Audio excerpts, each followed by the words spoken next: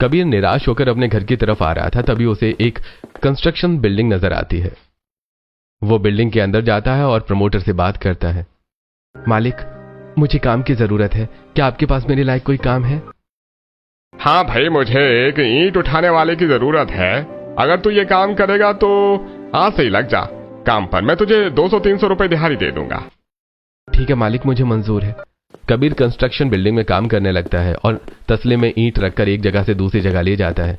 दिन भर काम करने के बाद शाम को उसे 200 रुपए मिलते हैं, जिसे लेकर वो घर आता है। काजल कबीर को पानी पीने के लिए देती है।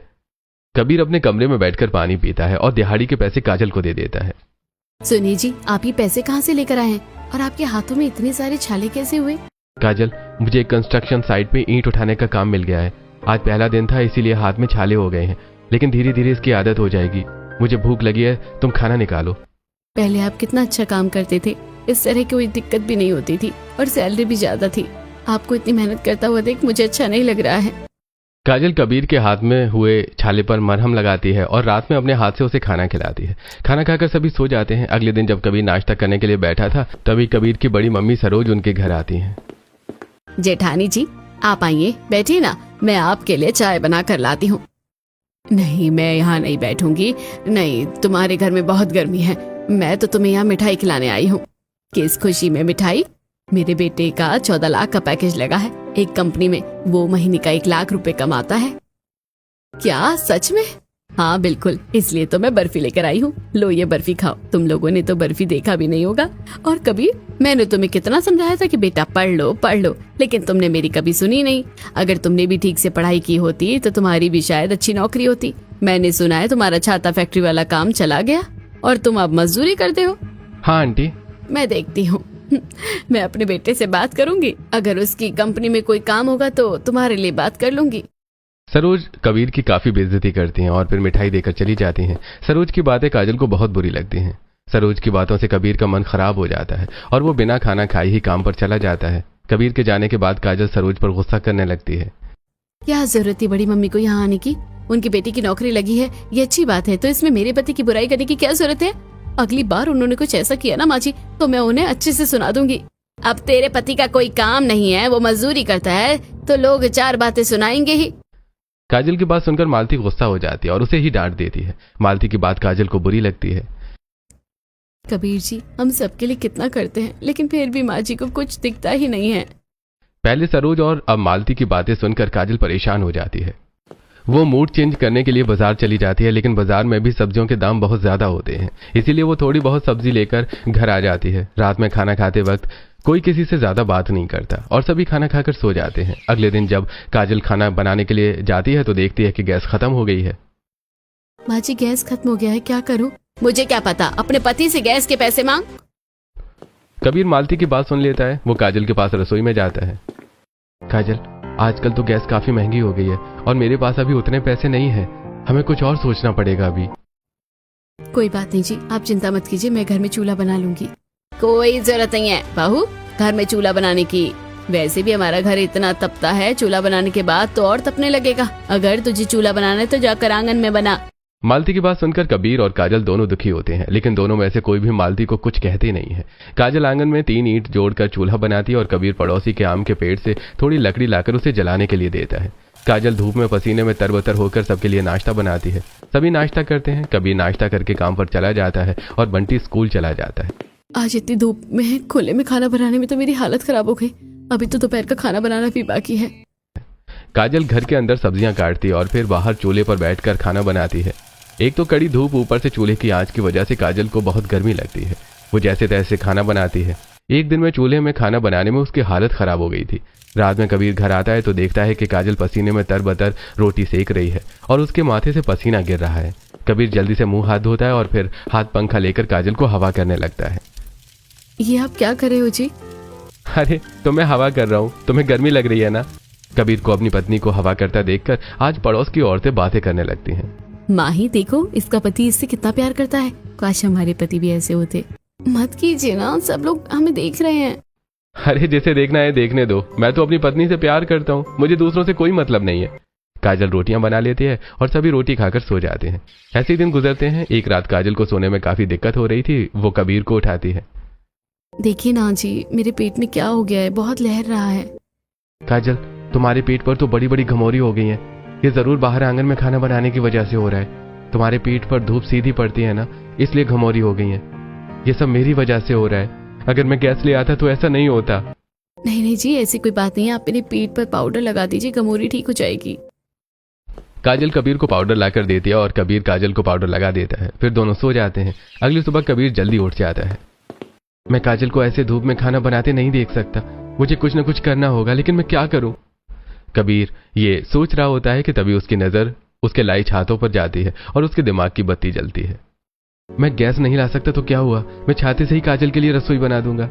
कबीर चूल्हे के चारों तरफ छोटा गड्ढा करता है और गड्ढे में आंगन में रखे हुए बांस को गाड़ देता है। फिर वो घर से रस्सी लाकर बांस के चारों तरफ रस्सी बांध देता है और फिर रस्सी के बीच में चेस बॉक्स की तरह रस्सी बांध देता है। सारी रस्सी बांधने के बाद वो छाता खोलकर उसे उल्टा टांग देता है। अब छाते की वजह से चूल्हे पर धूप नहीं पड़ती। जब काजल घर के बाहर आती है तो वो छाते वाली रसोई देखकर हैरान हो जाती है। कबीर जी, ये सब क्या है? काजल, धूप की वजह से तुम्हें घमौरी हो गई थी ना, इसीलिए मैंने तुम्हारे लिए यह रसोई बनाई है। अब तुम्हें धूप नहीं लगेगी और गर्मी भी कम लगेगी। कबीर जी, आप बहुत अच्छे हैं। मैं बहुत नसीब वाली हूँ जो आप जैसा मुझे पति मिला है। काजल और कबीर दोनों प्यार भरी बातें कर रहे थे कि तभी मालती कबाब में हड्डी बनकर कबीर को ताना मार देती है। बेटा, प्यार से पेट नहीं भरता, पैसों से भरता है। काम पर जा और पैसे कमा। मालती की बात सुनकर काजल अपनी छाते वाली रसोई में खाना बनाती है। आज काजल को बाहर आंगन में खाना बनाने में दिक्कत नहीं होती है। वो जल्दी से खाना बना लेती है और कबीर खाना खाकर काम पर चला जाता है। काजल घर के काम कर रही थी, तभी मालती से आवाज देती है, बहू, मेरी कमर और घुटने में दर्द हो रहा है, थोड़ा मालिश कर दे। मालती की बात सुनकर काजल सरसों तेल लहसुन गरम करके लाती है और उस तेल से मालती की मालिश करती है। मैं अपने बेटा बहू को इतना सुनाती हूँ, लेकिन फिर भी वो मुझे कभी उल्टा जवाब नहीं देते। मुझे इनके साथ बुरा नहीं करना चाहिए। मालिश करवाकर मालती सो ही रही थी कि तभी सरोज उसके घर आती है और उसे शादी का कार्ड देती है। मेरे बेटे की शादी है 2 दिन बाद। मालती, तुम पूरे परिवार के साथ आ जाना। ये लो कार्ड, मुझे और लोगों को भी कार्ड देना है। मैं चलती हूँ। सरोज कार्ड देकर चली जाती है। 2 दिन बाद मालती, कबीर, काजल, बंटी तीनों शादी में जाते हैं। उन्हें देखकर सरोज सभी के सामने उनका मजाक उड़ाने लगती है। देख रही हो मालती, मैं अपने बेटे की शादी कितनी धूमधाम से करवा रही हूँ और मेरे बहू को देखो कितनी सुंदर है। मेरा बेटा अच्छा पैसा कमाता है, सुंदर बहू मिली है। सरोज की बातें सुनकर मालती को गुस्सा आता है। जेठानी जी, आपकी बहू सुंदर होगी, आपका बेटा अच्छा कमाता होगा, लेकिन आपको कोई हक नहीं है मेरे बेटे बहू की बेइज्जती करने का। मेरा बेटा बहुत अच्छा है और मेरी बहू बहुत गुणी है। अब बस बहुत हो गया। मुझे आप जैसे रिश्तेदार नहीं चाहिए जो मेरे घर वालों की बेइज्जती करे। मैं आपसे सारे रिश्ते तोड़ती हूँ। मालती शादी से घर आ जाती है। ऐसे दिन गुजरते हैं। एक दिन बंटी अपने स्कूल से खुशी खुशी घर आता है और दौड़कर अपनी माँ को गले लगा लेता है। क्या बात है बेटा, आज मम्मी पर इतना प्यार आ रहा है? मम्मी, मेरा रिजल्ट आ गया है, मैं पास हो गया हूँ, मैं क्लास में टॉप किया हूँ। अरे वाह बेटा, तुमने तो बहुत अच्छा काम किया है। रुको, मैं तुम्हें तुम्हारा गिफ्ट देती हूँ। काजल घर के बाहर दुकान से 5 रुपए की डेयरी मिल्क चॉकलेट खरीद कर लाती है और उसे बंटी को देती है। चलो, कम से कम अच्छा है कि मेरा पोता पढ़ने लिखने में अच्छा है। बंटी, तू बड़ा होकर अच्छी नौकरी करना। वो तो मैं करूँगा ना दादी, लेकिन मम्मी, टीचर ने मुझे कहा है कि मैं क्लास 4 से 5th में चला गया हूँ, तो मुझे दूसरे स्कूल में एडमिशन करवाना होगा। कल टीचर ने आपको बुलाया है। अच्छा ठीक है। आज काजल रात में बंटी की पसंद का सारा खाना बनाती है। सभी जब खाना खाने के लिए बैठते हैं तब, वाह मम्मी, पूरी खीर, आलू की सब्जी, ये सब तो मेरा फेवरेट है। अरे बेटा, तुमने क्लास में टॉप किया है ना, इसीलिए तुम्हारी मम्मी ने तुम्हारे लिए तुम्हारी पसंद का खाना बनाया है। बहू, ये सब बनाने के लिए पैसे कहाँ से आए? वो माँ जी, मैंने थोड़े पैसे बचाए थे तो उसी से थोड़ा तेल और गोविंद भोग चावल ले आए। बंटी अपना फेवरेट खाना देखकर खुश हो जाता है और पेट भरकर खाना खाता है। रात में सभी खाना खाकर सो जाते हैं। अगले दिन कबीर काम पर चला जाता है और काजल बंटी के साथ उसके स्कूल जाती है और बंटी के टीचर से बात करती है। मैडम, आपका बेटा बंटी बहुत होनहार है, हमेशा ही हर क्लास में टॉप करता है, लेकिन अब आपको उसका एडमिशन किसी और स्कूल में करवाना होगा क्योंकि हमारा स्कूल सिर्फ क्लास 4 तक ही है। टीचर, बंटी का एडमिशन किसी दूसरे स्कूल में करवाने में कितना खर्चा आएगा? अगर आप किसी अच्छे स्कूल में बंटी का एडमिशन करवाती है तो करीब 15,000 रुपए का खर्च तो आएगा ही। 15,000 रुपए? इतनी रकम सुनकर काजल परेशान हो जाती है। वो बंटी के टीचर से बंटी के एडमिशन के बारे में थोड़ी और बात करती है और फिर स्कूल से बाहर आ जाती है। काजल और बंटी दोनों पैदल घर आ रहे थे तो दोनों को बहुत धूप लग रही थी। बंटी तुम ये छाता ओढ़ लो, तुम्हें धूप नहीं लगेगी, मैं अपनी साड़ी से सिर ढक लूंगी। काजल के पास जो छाता था वो उसे बंटी को दे देती है और खुद सिर पर पल्ला रख लेती है। आज गर्मी ज्यादा थी, इसीलिए दोनों माँ बेटे के सिर से पसीना टपक रहा था। रास्ते में चलते हुए भी काजल को बंटी के एडमिशन की चिंता हो रही थी। हे भगवान, अब ये क्या नई मुसीबत है। अभी तो हमारे पास खाने के पैसे भी ठीक से नहीं हो रहे थे। 2 वक्त का खाना हम लोग कितनी मुश्किल से खाते हैं, इसमें बंटी का एडमिशन कैसे होगा। काजल अब ये सोचकर परेशान होते हुए रास्ते में चल रही थी, तभी उसे लगता है जैसे किसी ने उसे आवाज दी। काजल, ओए काजल।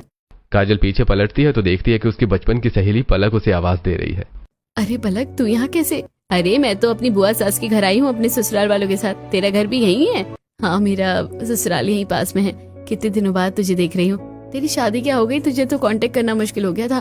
क्या बताऊँ यार, मैं हनीमून पर गई थी ना, तो वहाँ पर फोन चोरी हो गया था। मुझे अपना नंबर चेंज करना पड़ा और मेरे पास तेरा नंबर था नहीं। छोड़ इन सब बातों को, तू बता कैसी है, क्या बात है, तू बड़ी परेशान लग रही है। यहाँ तो बहुत धूप लग रही है, चल वहाँ पेड़ के नीचे चबूतरे में बैठकर बात करते हैं। पलक और काजल दोनों पेड़ के नीचे बैठ जाती हैं। यार क्या बताऊँ, घर की आर्थिक स्थिति ठीक नहीं है। बंटी के पापा के शहर में नौकरी थी, वो छूट गई।